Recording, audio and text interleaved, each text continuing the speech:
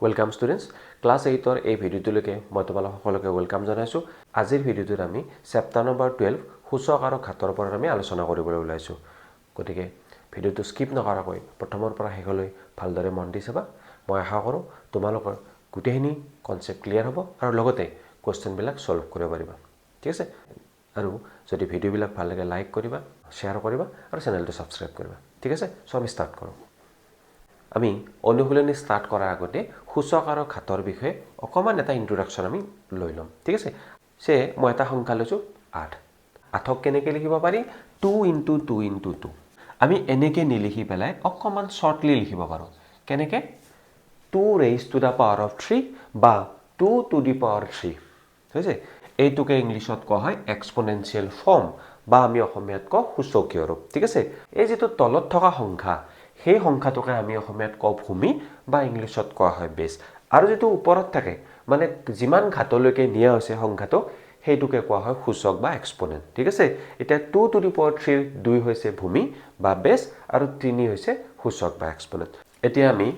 অনুশীলনী 12.1 ৰ question number 1 লৈকে আহিছো। ইয়াতে দিয়া আছে মান নিৰ্ণয় কৰা। ঠিক আছে? মই দুটা কোৱেশ্চন লৈ লৈছো। এতিয়া মই কৈছো কি যে সূচকৰ বিধিসমূহ মই একেলগে আলোচনা নকৰো। যেটো কোৱেশ্চনত যেটো বিধি ব্যৱহাৰ কৰা হৈছে সেই বিধিটো মই বুজাই যাম আৰু লগতে কোৱেশ্চনবিটা সলভ কৰি যাম। ঠিক আছে? এতিয়া কোৱেশ্চন নম্বৰ 1 লৈকে আহা। এই কোৱেশ্চন গিটাত আমাৰ এটা বিধি ব্যৱহাৰ আছে। সেই বিধিটো হৈছে a to the power minus n equal to 1/a to the power n। তাৰ মানে যেতিয়া ভূমি এটাত আমাৰ কি আছে ইয়াতে ভূমি এটাত ঋণাত্মক সূচক থাকে বা নেগেটিভ পাৱাৰ থাকে বুলি ক'ব পাৰো তেতিয়া কি হয় জানানে? তেতিয়া হেতু এটা ভগ্নাংশলৈ পৰিৱৰ্তন হয়। এতিয়া আমাৰ ওচৰত সূচকটো ঋণাত্মক থাকে বা নেগেটিভ থাকে তেতিয়া আমি সদায় কি লিখো 1/, লিখিব লাগে মানে একটো ওপৰত লিখিব লাগে তলত আমি কি লিখো সেই যেটো সূচকীয় ৰূপ দি আছিল হেতুৱে লিখো কিন্তু ইয়াৰ মাইনাস চিহ্নডাল আমাৰ প্লাস হৈ যায়। ঠিক আছে? 5 to the power minus 3 চাবা তাৰ লগত মিলাই চোৱা। ইয়াত কি আছে যেটো সূচক বুলি কওঁ এক্সপোনেন্টটো কি আছে -3 আছে ঋণাত্মক আছে। যদি কোনো ভূমি এটাৰ সূচকটো ঋণাত্মক হয় তেতিয়া আমি লগে লগে কি লিখিব লাগে? আমি লগে লগে সূচকৰ বিধিমতে 1/, লিখিব লাগে। একটো ওপৰত লিখিব লাগে। এই সূচকটো আমি তলত লিখিম কিন্তু কি হ'ব প্লাস লিখিম। সিম্পল কথা। যদি নেগেটিভ পাৱাৰ থাকে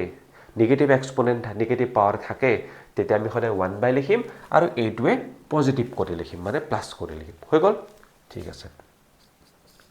এটা চাবা 5 কিউব মানে কি 5 তিনিটা পূৰণ হল। তো 5 পূৰণ 5 পূৰণ 5 কিমান হল 125 হল। তো 1/125। ক্লিয়াৰ? ঠিক আছে। ইয়াত চোৱা ভূমিটো যিয়ে নাথাকক কোনো কথা নাই সূচকটো চোৱা। সূচকটো যেতিয়া আমাৰ কি থাকে নেগেটিভ বা ঋণাত্মক থাকে আমি লগে লগে কি লিখিম 1/, লিখিম মানে একটো ওপৰত লবটো একত হ'ব একটো লব হ'ব তলত কি হ'ব এই সূচকটো ধনাত্মক কৰি লিখিব লাগে। মানে একদম সিম্পল ভাষাত ক'বলৈ গ'লে কি হ'ব জানানা এই মাইনাসটোৰ কাৰণে মই কি লিখিছো ওপৰত 1 লিখিছো। তো এই মাইনাসটোৰ কাৰণে 1 হৈ গ'ল না নাই? তো বাকি মাইনাসটো গুচি গ'ল তাৰ মানে থাকিল কি -4 স্কয়াৰ এটো তলত আহি গ'ল। সো -4 স্কয়াৰ মানে কি স্কয়াৰ মানে সদায় দুটা হয় -4 * -4 হল। সো 4 4 গুণ কিমান 16। তেতিয়া দুটা মাইনাস থাকে মাইনাস পূৰণ মাইনাস হলে কি হয় প্লাস হয়। তাৰ মানে আমি প্লাসটো নিলিখো। গতিকে আনসাৰটো কি হল? এনসাৰটো হল 1/16। কোৱেশ্চন নম্বৰ 3 টো ৰাহা। ইয়াত কি দি আছে -4 to the power -3। সূচকটো চাবা বা এক্সপোনেন্টটো চাবা -3 আছে। গতিকে এক্সপোনেন্টটো যদি মাইনাসত থাকে আমি 1/, লিখিম লিখিলো তলত কি লিখিবা প্লাস কৰি লিখি দিলা। ঠিক আছে? এক্সপোনেন্টটো -3 আছে গতিকে মাইনাসটোৰ কাৰণে ওপৰত 1 আহি গ'ল বাকি থাকিল -4 to the power 3। সিম্পল কে আমি এনেকৈ বুজিব লাগিব। হল -4 টো চোৱা -4 টো কেইবাৰ আছে 3 আছে। 3 আছে মানে কি -4 টো 3 বাৰ পূৰণ আছে। হল লিখিলো। এতিয়া চোৱা 4 টো 3 বাৰ পূৰণ কৰা 4 * 4 16 16 * 4 64। আকৌ মাইনাসটো 3 বাৰ পূৰণ কৰিলে কি হ'ব মাইনাস মাইনাস প্লাস হল আকৌ প্লাস মাইনাস মাইনাস হল। গতিকে আনসাৰটো কি হ'ব 1/-64। আমি এনেকৈ লিখিলেও হ'ব। কোৱেশ্চন নম্বৰ 4 ত আহা। ইয়াত কি আছে ইয়াত আছে তোমাৰ -5/7 2 to the power 5। তাৰ মানে -5/7 ৰ ওপৰত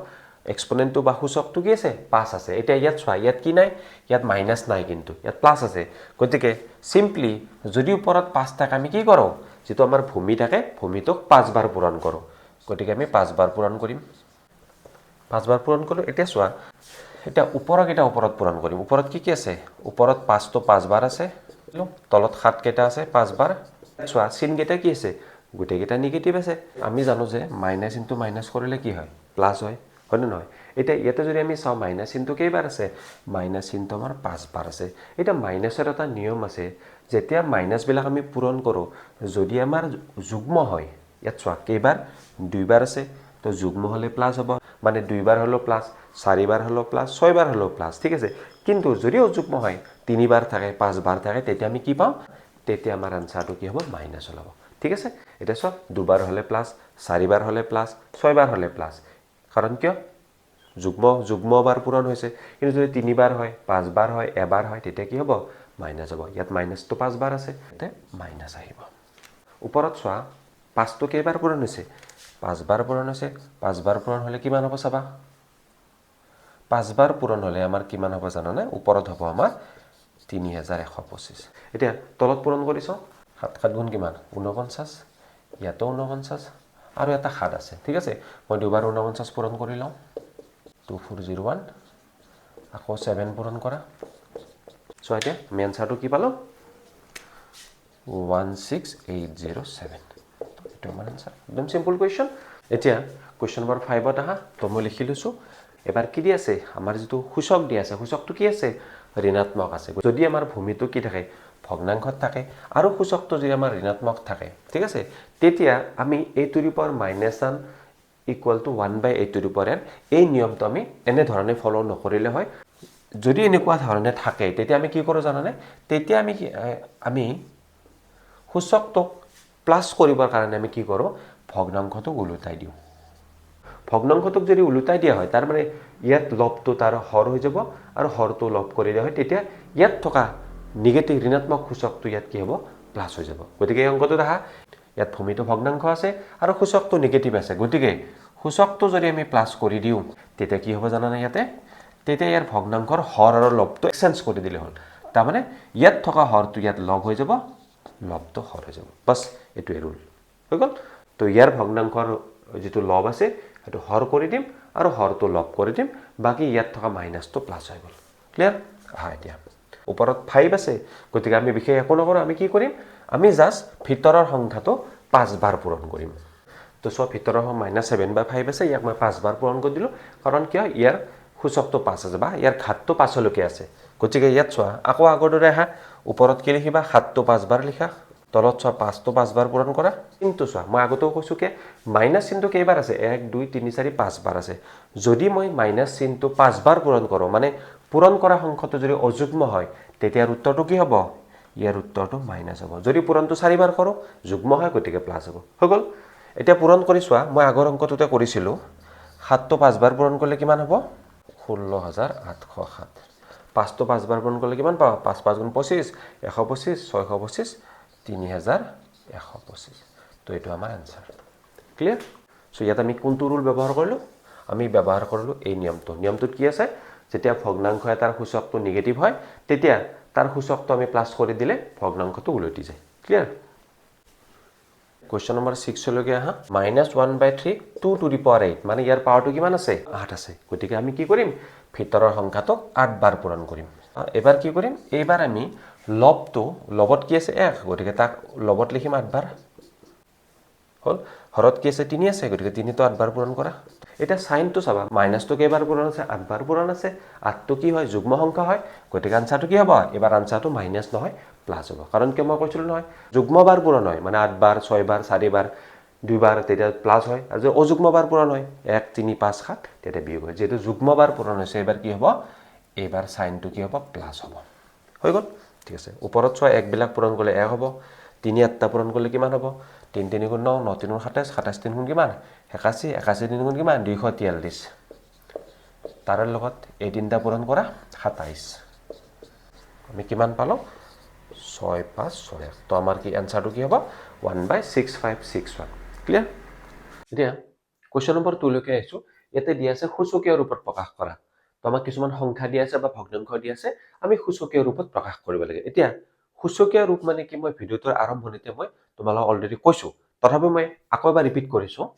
যেতিয়া আমি সংখ্যাবিলাকক a to the power m আকাৰত প্ৰকাশ কৰো a to the power m মানে কি এটা তলৰটো ভূমি আৰু ওপৰটো সূচক তেনেকুৱা ৰূপবিলাকক কোৱা হয় সূচকীয় ৰূপ ইয়াত এতিয়া চাবা ইয়াত থকা সংখ্যাটোক মই কি কৰিম a to the power m আকাৰলৈকে লৈ আহিম ঠিক আছে এই ভগ্নাংশটোক আমি সূচকীয় ৰূপত নিয়াৰ কাৰণে প্ৰথমতে আমি কি কৰিব লাগিব জানানে ইয়াত যি দুটা সংখ্যা দিয়া আছে সেই সংখ্যা দুটা আমি কি কৰিব লাগিব উৎপাদক বিশ্লেষণ কৰিম হা 343ক প্ৰথমতে মই কি কৰিম উৎপাদক বিশ্লেষণ কৰিম কিহেৰে হৰণ যাব 7 4 গুণ 28 6 ৰল 63 7 9 গুণ 63 হৈ গল ঠিক আছে তো মই হাতেৰে 343ক হৰণ কৰিলো কেইবাৰ গল 49 বাৰ গল আকৌ হাতেৰে কৰা 7 7 গুণ 49 ঠিক আছে তো 343ক মই কেনেকৈ লিখিলো 7 পূৰণ 7 পূৰণ 7 হল আকৌ 125ক ভাঙা 5 দুগুণ 10 ইয়াতে 12 আছিল 2 বাকি ৰল কিমান থাকিল 25 হল 5 5 গুণ 25 আকৌ 5ৰে হৰণ কৰা 5 5 গুণ 25 তো তলত কি লিখিবা 5 পূৰণ 5 পূৰণ 5 হৈ গল এতিয়া মই এটা কাম কৰিব পাৰো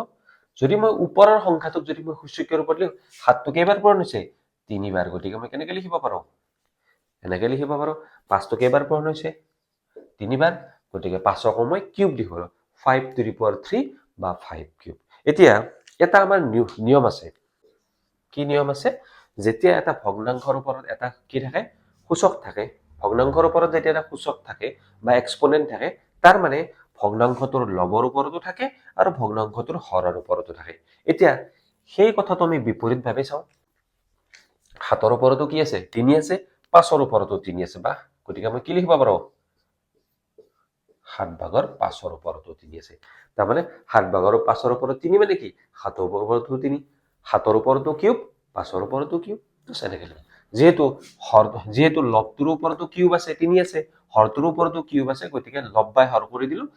দুটাৰ ওপৰতে কি আছে 3 আছে ক্লিয়াৰ ঠিক আছে আৰু এইটোৱে কি আমাৰ এইটো হৈছে আমাৰ সূচকীয় ৰূপ কাৰণ কিয় ইয়াত এটা ভূমি আছে আৰু ভূমিৰ ওপৰত এটা কি আছে সূচক আছে বা এক্সপোনেন্ট আছে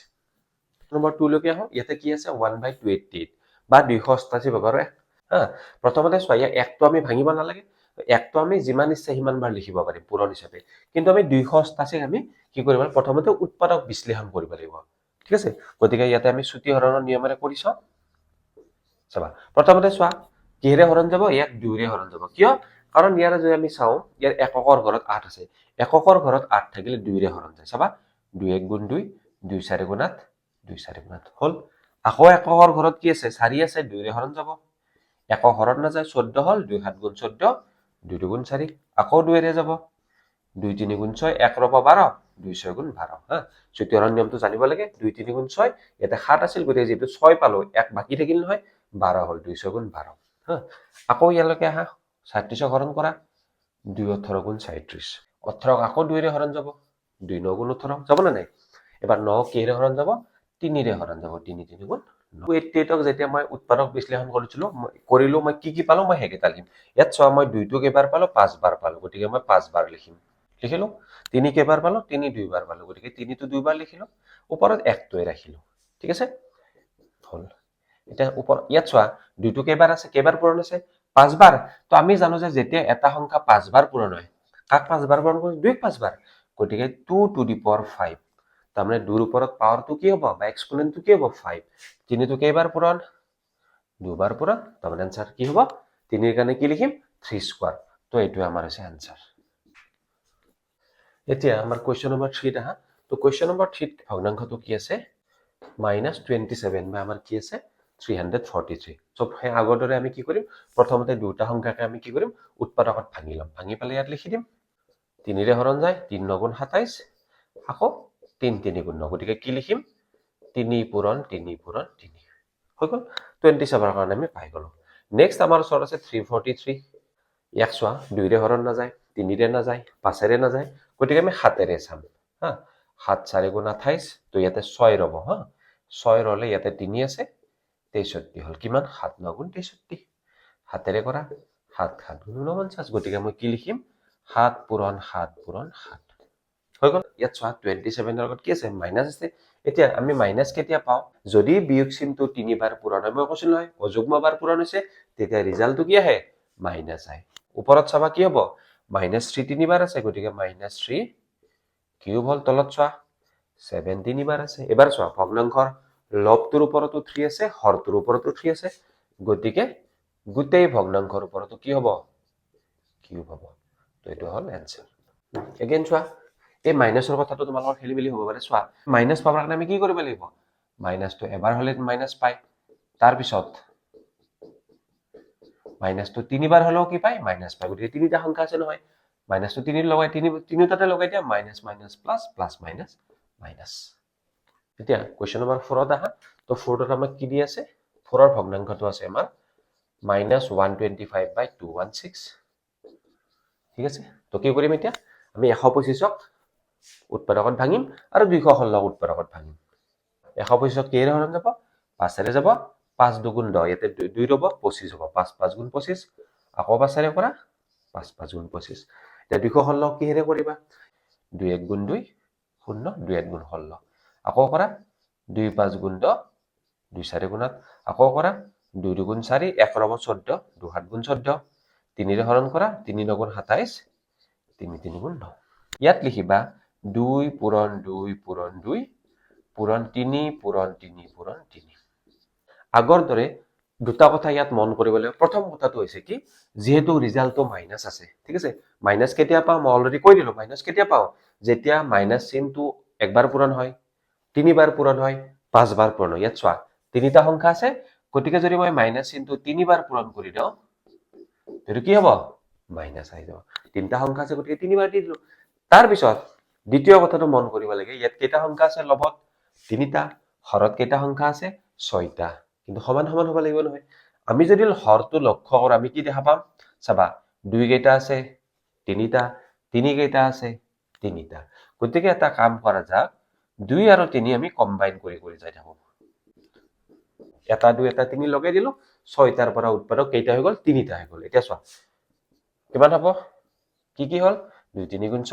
6 পূৰণ 6 পূৰণ 6 ওপৰত কি আছে -5 কেইবাৰ আছে তিনিবাৰ আছে গতিকে -5 to the power 3 বা -5 raised to the power 3 তলত 6 তিনিটা আছে 6 কিউব বা 6 to the power 3 লব চোৱা -5 হৰ কি 6 কি লিখিবা এতিয়া 3 দেখুন লবৰ ওপৰতো 3 হৰৰ ওপৰতো 3 গতিকে গোটেই ভগ্নাংশৰ ওপৰত 3 ভগ্নাংশ মানে কি ওপৰত লব তলত হৰ তাৰ ওপৰত 3 তো এইটো আমাৰ আনসাৰ আৰু এই মাইনাস সাইনটো ইয়াত নিলিখি আমি ইয়াতো লিখিব পাৰো হৈছে ঠিক আছে এতিয়া কোৱেশ্চন নম্বৰ 5 লৈকে আহা এটা কি আছে ভগ্নাংশটো চাও ওপৰত 27 আছে তলত আছে 16 into 49 এতিয়া আমি 27 বা 27ক ভাঙিলে কি হয় আমি জানো 3 পূৰণ 3 পূৰণ 3 ঠিক আছে কিন্তু মাইনাস সাইন আছে না আগৰ দৰে তো মাইনাসটো তিনিবাৰ পূৰণ কৰিলে মাইনাসে হৈ যাব কাৰণ অযুগ্মবাৰ পূৰণ কৰিলে ৰিজাল্টটো মাইনাস হয় এতিয়া চোৱা 16 আৰু 49 আমি 16ক কি কৰিব 16ক যদি ভাঙি দিও কি পাম 2 8 গুণ 16 2 4 গুণ 8 2 2 গুণ 4 তো 2 টো কেইবাৰ পূৰণ হৈছে 4 বাৰ পূৰণ হৈছে লিখা ইয়াতে হল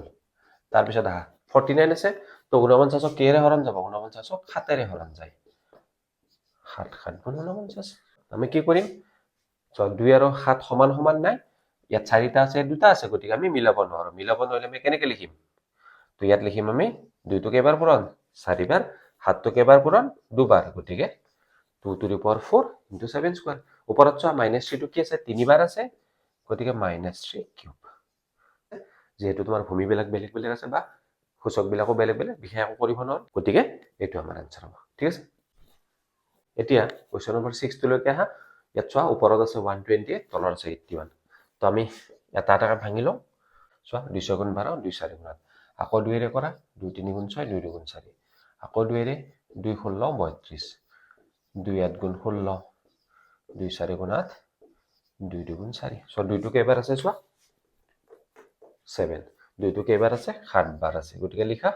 আকৌ 81ক ভাঙি দিয়া 81 ভাঙিলে কিমান পাবা 9 9 গুণ 81 হয় না নহয় 9 মানে কি 3 পূৰণ 3 ইয়াতো 3 পূৰণ 3 তো লিখো 3 পূৰণ 3 পূৰণ 3 পূৰণ 3 আমি কি লিখিম 2 raised to the power of 7 বা 2 to the power 7 3 টো কেইবাৰ আছে 4 বাৰ পূৰণ হৈছে গতিকে 3 to the power 4 সো এইটো আনসাৰ যেহেতু দুটাৰে তোমাৰ ভূমিৰো মিল নাই বা ঘাতৰো মিল নাই গতিকে কি হ'ব এইটো আমাৰ আনসাৰ